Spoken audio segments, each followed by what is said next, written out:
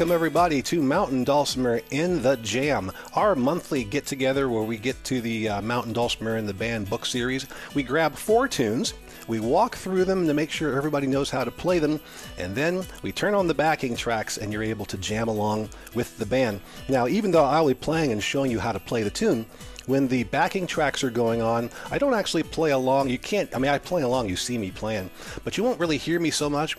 And the reason for that is when people watch this video later on, I would like them to be able to have the joy of just being able to play with the backing tracks without me there, because you might want to play the tune, or you might want to practice moving your chords around, or you might want to just forget the tune altogether and improvise and just see what kind of stuff you can make up on the fly.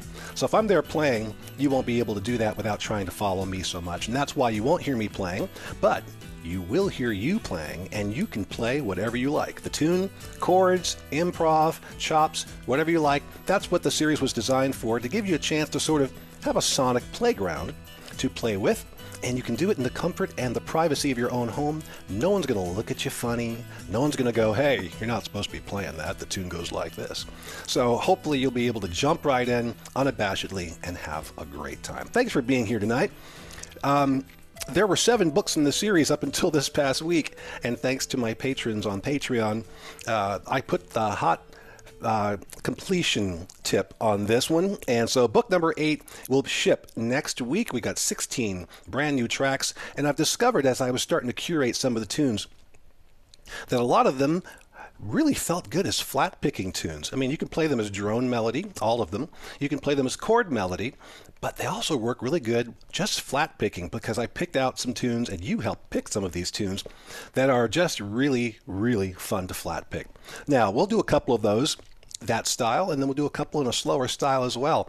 So let's get into this, and let's start off with a nice rousing tune. Let's start off with a tune called Keep on the Sunny Side.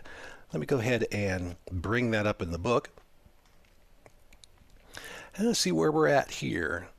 So if those of you who are not on Patreon, this is the first glimpse of the book that you're getting right now. And Keep on the Sunny Side is on page 14. So I'm going to go ahead and use this little thing down here and bring us to page 14. All right. Now let me go and do this real quick. I'm going to add in a camera because I haven't done that yet, just so I'm not hanging out too much away from the music and away from y'all. All right, so here's Keep on the Sunny Side. Let's take a look at everything here and see what we can expect. And I do this for every single piece of music that I have not arranged myself. And it's just kind of a good little checklist to go through so we know what to expect and we are prepared for anything when we play the tune. The first thing we're going to do is we're going to look up here at our F sharp and C sharp on the staff, our key signature. That means we are in D major. Then we've got our time signature, 4/4. So we have 4 on the top, that's 4 beats in the measure, and then the 4 on the bottom stands for the quarter note, and that's the note duration that we use to count the beat. So 4 beats in the measure, and the quarter note gets the beat. The next thing we're looking at here is navigation, and on page 1 we don't have any repeats or first or second endings, and on page 2 we don't have anything like that, so it's just play through it and then play through again and again as many times as you like. The final thing we're going to do here is go ahead and take a look at the notes. Look at the melodies, look at the chords, and more importantly, really look at the chords. Because the melody is just one note at a time, not a big deal. We're on the melody string for most of the time. We do come across to the middle string a couple of times. But the chords, if you see any chords here that just don't seem familiar to you, go ahead and put your fingers on those chords and just kind of get an idea of what is going to happen. Now, I do have a 1.5 fret that comes in here at the end of the second line on page 2. That's and that's to make it a D7 chord, bringing a C natural there. If you don't have the 1.5 fret, don't worry about it. You can play the 0, 0, 2 there, and it'll work out just fine. If you have the 1.5 fret, It's kind of fun to bring in that C natural on the middle string at the 1.5 fret.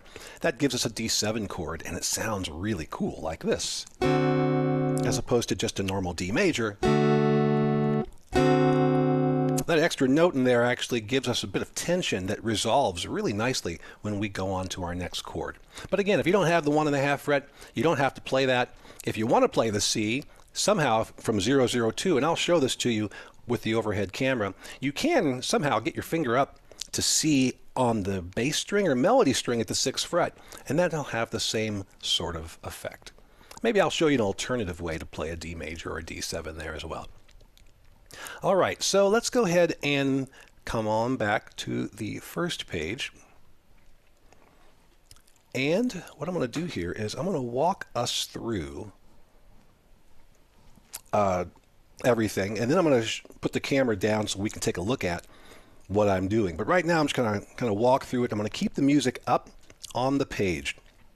So let me go ahead and get us into the very, very beginning. We're going to come in on the melody string, and then we have our first chord.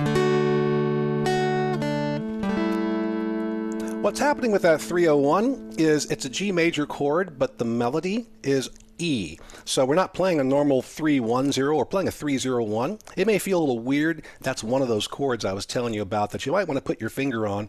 And when the camera is looking at the dulcimer, I can show you what I'm doing with my fingers. But right now, 301, let go of it, and then move that finger, whatever you're using for the one on the melody string, use the same one on the middle string. It's a very, very quick and easy move. And then, boom. Now you'll notice that I only put notes on the bass string and the middle string. Why is that? Because I wanted to keep that melody string available and not ringing yet until we actually hit the next part of the melody, which is right there after we hit that. Boom, and then down into a 101, A major chord. Hang on to the 1 and the 0 from the bass and middle string as you use your thumb, perhaps, to walk up 1 and 2. 103, that's an A7 chord. Hold on to the 1 on the bass string as you're doing the melody at this point. And as soon as you get down to measure 7, you can let go of that 1. We get into our 101.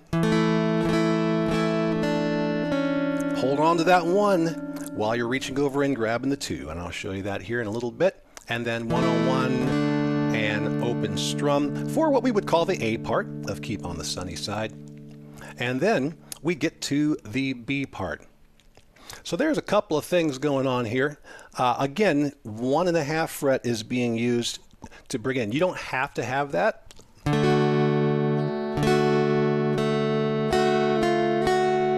It sounds great if you can do that. And the 1.5 fret at this point, what we're using is F natural. So again, if you don't have the 1.5 fret or the 8.5 fret, you won't be able to play that. And oftentimes, before I had the 1.5 fret, when I played this tune, I went down to E at the 1st fret from the 2nd fret. Now, it is a half step away from F, so if you've got people playing F and you're playing E, it might sound crunchy. In fact, yes, it will sound crunchy. But if you're the only one playing E and everyone's playing F, no one's going to notice.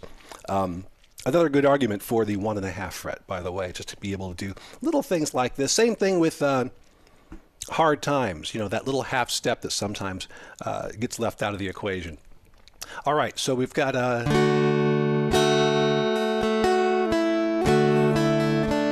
then we get our normal G3-1. Again, kind of a partial. We got the whole 3-1-0 in there. We're starting off with 3-1 at that measure. It's really small. I'm trying to see what the number is. 10, 11, something like that. And then we're coming over. We're playing the 3. We're breaking the 3-1-0 up into 2 pieces. We're playing the 3-1 first, and then we play the melody open against that.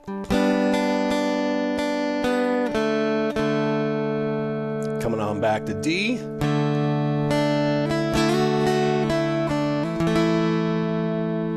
Come up to the 4.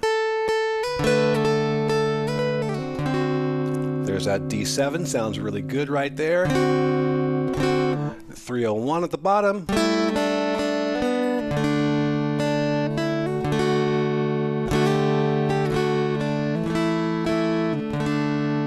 And many of you, I'm sure, know this tune, and there are a lot of different little tiny variations here in the melody and in the number of syllables and the lyrics and so forth. So feel free to dip into your memories of this tune and make sure that you've got all that stuff lined up there. Let me go ahead and go to the overhead view. Here's the 301 I was talking about. I'm using my ring finger at this point to grab the 1 on the melody string, so you could come right over and just move it that way to the middle string.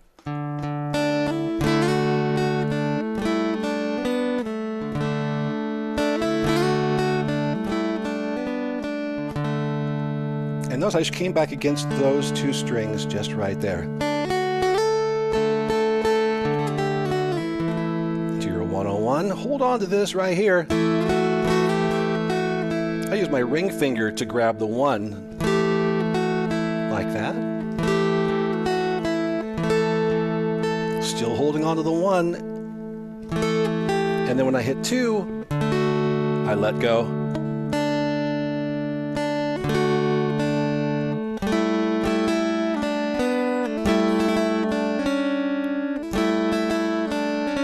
Another version of holding on to the 3. We're using the ring finger. I'm using the ring finger to grab the 1. And then I'm using my middle finger to grab the 2 on the middle string there. And then come back this way. For the main part,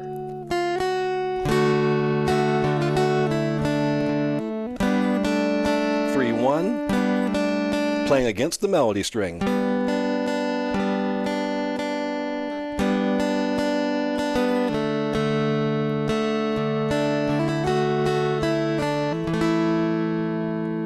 Again.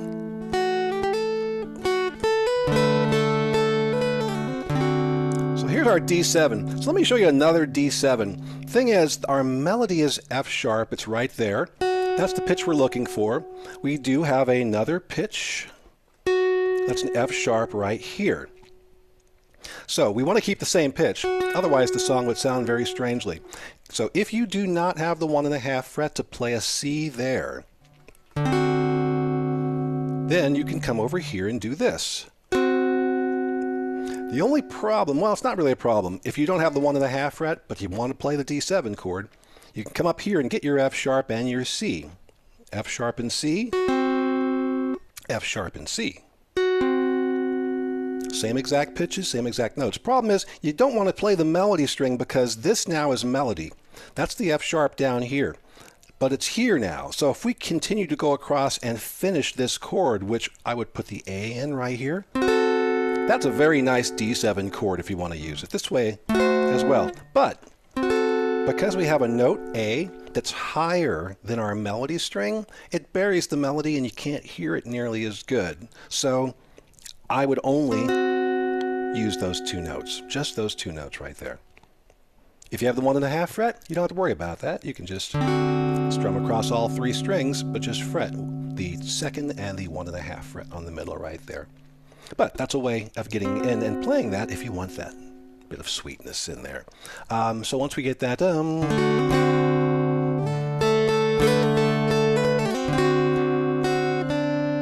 then it's actually easier to get to everything else from there.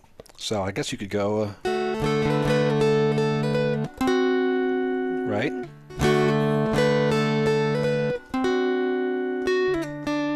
There's your next note, and then you can come down here and go. So if you're missing frets, sometimes you can find other ways. Just find where those notes live someplace else on the fretboard, and you can make it happen. So again, coming from the D7,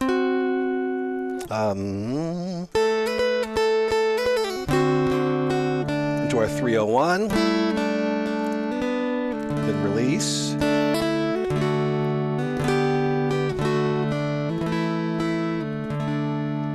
and then that wraps us up there. It's fairly diatonic. There's one little note that doesn't belong in the key. Everything else belongs in the key. So it's pretty, very simple. Let's go ahead and play Keep on the Sunny Side. Anybody have any questions about playing the tune? Anybody have any questions? Clarification on fingerings, approaches. And make sure I cue this up and don't send it off too far here. All right. Now, here's how we do this.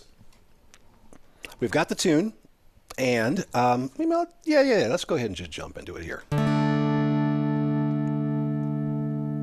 So I'm going to play the tune a little bit so we can get an idea of what this tune is going to do. And before I play it, we're going to look here at the section called Stuff to Know. And this gives us some really important information so we know how to interact with the backing track. It is track number 4 on the CD. We're in the key of D. The tempo is 100 beats per minute. That's pretty mellow. And there are 4 repetitions. So we're going through the tune 4 times, A part and B part. 4 times. The track is 2 minutes and 48 seconds long. And this is the chord melody style that we're playing. But you can really bring the flat picking in on the melody as we're moving along. So as we're going through, feel free to kind of mess things around and try some different, improvisational tips and stuff like that. All right, now that we've looked at the stuff to know, let's go ahead and listen to the track and get an idea of what we can expect.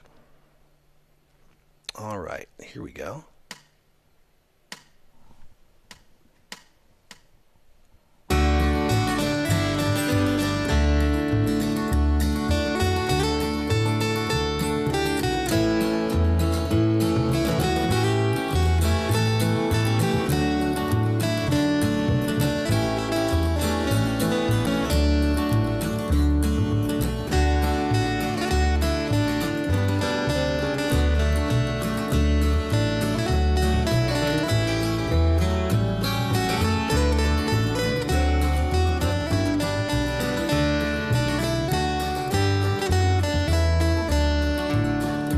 So there are no drums in this piece, but we've got the bass, and the bass is doing what's called playing time.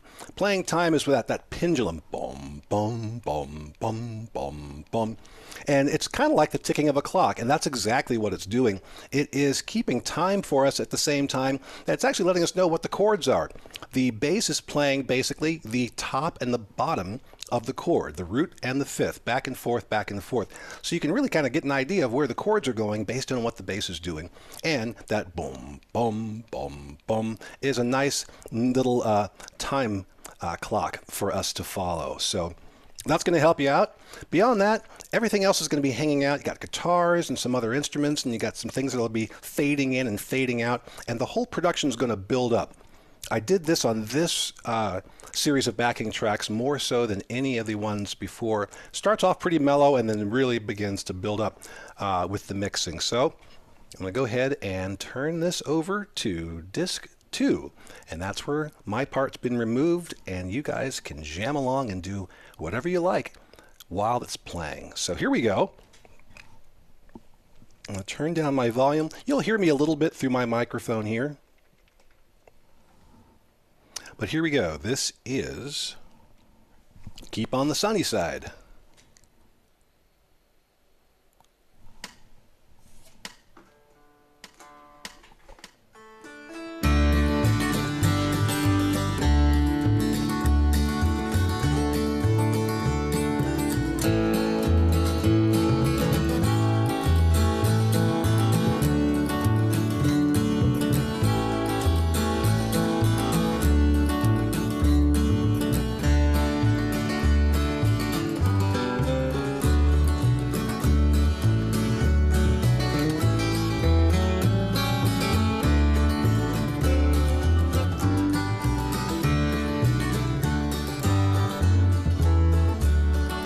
Three more times.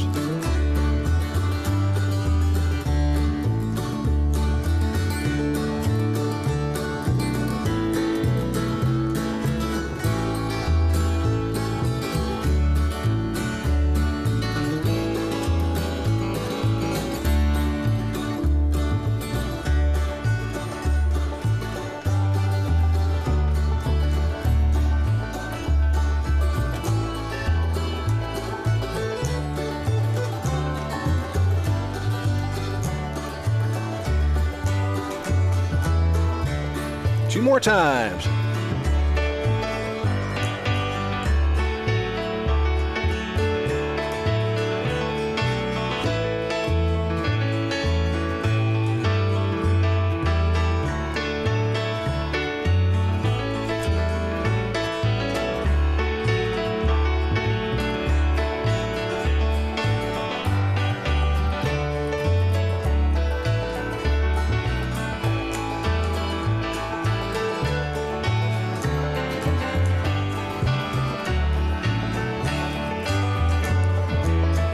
Last time, here we go.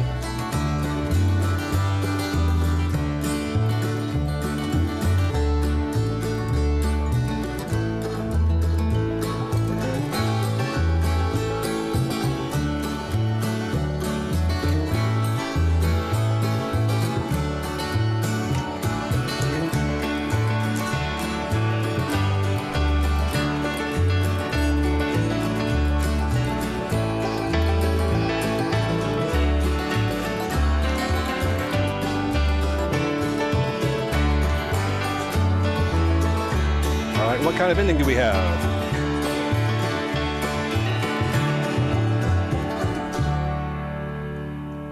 Just like that kind of ending. Most of these tracks have 4-bar endings that just hang out on the same chord, whatever the ending chord is. So in that case, if we're ending with D major, it's, you know, when the last measure of the song is done, dum bum ba dum bum bum bum 1 2 3 4 do do do do do do do do do do do bum bum. So it typically is a 4-measure bumper once we have finished the tune with a lot of these tracks. Some of them will do other surprising things, and some of them will do other things as well.